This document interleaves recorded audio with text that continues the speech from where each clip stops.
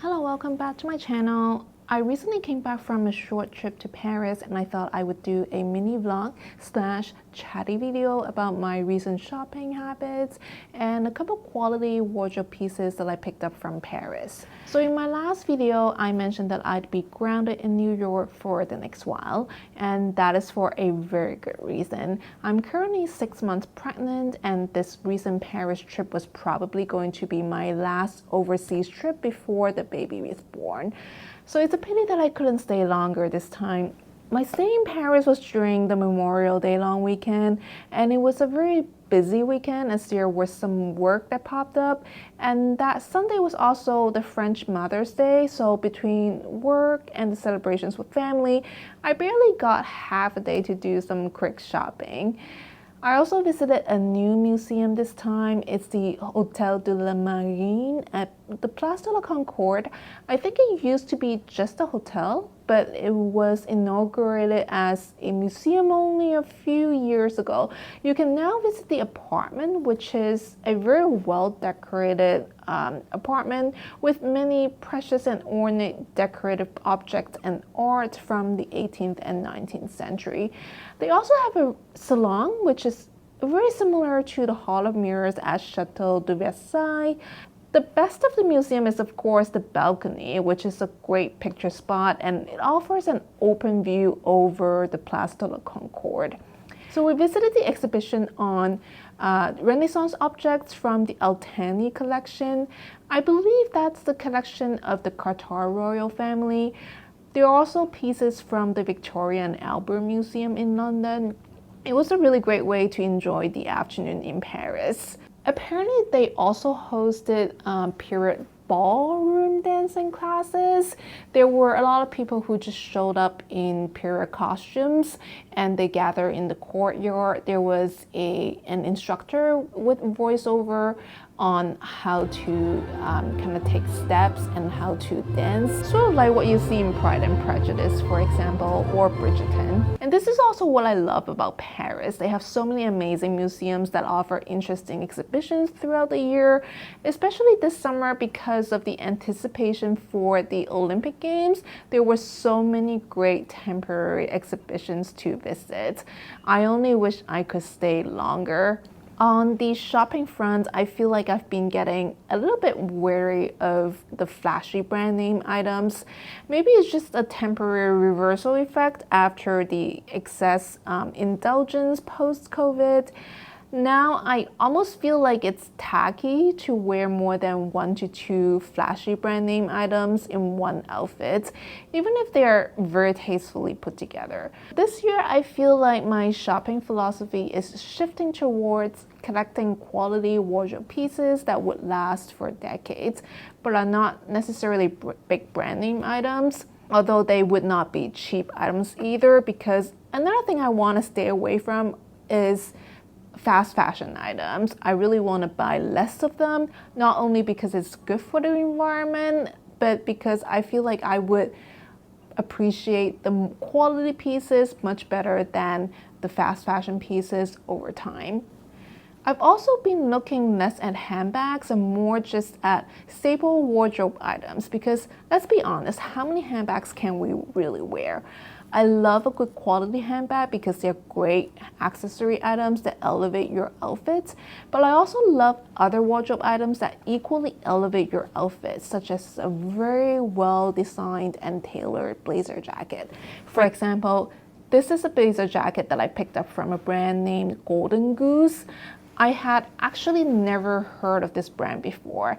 I went into the boutique because I saw their blazer jackets on display, looked very, very high quality, and their jackets also fit me very well when I tried them on. And I think the quality is probably at the same level as the big designer houses.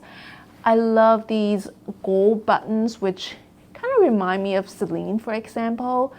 I was hesitating between this beige one and the navy blue version. Both are very, very classic colors, but the beige one, this one, has better material with wool gabardine. It's made of 100% wool gabardine, which is also a more lightweight material than the navy blue one.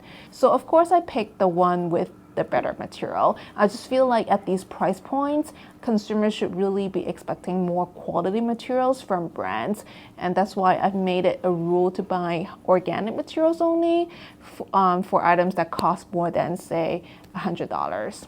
I also really like the vibe and the style of their boutique with the fancy blingy Converse shoes. I think these shoes are very European looking and very street style chic. I used to love Converse shoes in high school, and I bought so many pairs of them, but I gave them all up after I became an adult, and I thought that Converse shoes were too immature. But actually, there's a resurgence recently of Converse shoes, especially in Europe and in Paris, and they go so well with so many classic outfits. And I think adding the blingy element to these classic shoe styles is just an amazing idea. So another item that I picked up is this very cute cardigan from Hermès Paris. It's a brand that I like a lot, and I talked about them before on my channel as well. I love their little red embroidered hearts, and I think it just goes so perfectly with this neutral shade. And the button details also look super, super classic. I'm just loving the overall aesthetic of this cardigan. This neutral tone goes so well with a dress in either black or white underneath, and the little red heart just adds a little bit of playfulness and color to the entire outfit. So no trip to Paris is complete without a visit to Hermès. Although I really wasn't looking to buy much this time because as I mentioned, I'll be stuck in New York for the next while, so I'd rather build my profile here in New York. However, I wanted to pick up one specific item for our apartment in Paris, which is this teapot in the theme of Balcon du Guadalquivir. Never knew how to pronounce that, but love, love, love the shade of red and the overall theme. We've had the matching teacups for years because they were wedding gifts from a friend, so I've been meaning to get the teapot as well. So we met this really amazingly nice and elegant SA this time. I don't know if it's because I went with my husband and because he's French. The experience was just so much better than my usual Hermès experiences in Paris. Even though we only got a teapot this time, we were treated with so much respect and so well that it felt like the SA genuinely appreciated our visit and the time that we spent together. And she even wrote us a very nice and detailed thank you email after our visit. We only bought a teapot. I mean, what kind of Hermès SA writes a detailed thank you email to their clients after only a teapot purchase? I wish all Hermès SAs were that nice. It just felt like what luxury shopping should be like. No pressure, no one rushing you, a lot of relationship building. It just made me feel like maybe I should spend my money in Hermès Paris instead of New York after all. If only I could spend more time in Paris this year. That's something to reflect on. So speaking of Hermès, my husband also got me this little gift. It's kind of for Mother's Day, but he said that it was a little gift from our soon-to-be-born daughter. So it's really cute. It's from the Petite H collection. If you guys are not familiar with what Petite H is, you should check it out on their website. So the concept is great. It's basically little objects and items made out of scrap material, basically material that would normally be thrown away because they are leftover material after making an object, a merchandise. But instead of throwing those materials away, they use these leftover materials to make little objects. Sometimes you may not know what the purpose is, or maybe there isn't really a purpose, but they are nevertheless an object of art. And this one, for example, you can wear it as a bracelet around your wrist, kind of like this, and you like kind of tie it or whatever. Or I like to wear it as a choker around my neck. It just adds a little something that's really tasteful and really subtle and elegant to almost any outfit that I'm wearing. And it just goes so well stacked against the Tiffany key necklace that I usually wear every day anyways, without distracting and taking away from it. I just really like how subtle it is and how cute and how lovely the concept is. So this is my first Mother's Day gift, and it couldn't be a better and more thoughtful gift. I'm really loving this item. So speaking of Mother's Day, we had a very nice afternoon celebrating Mother's Day at one of our favorite places in Paris.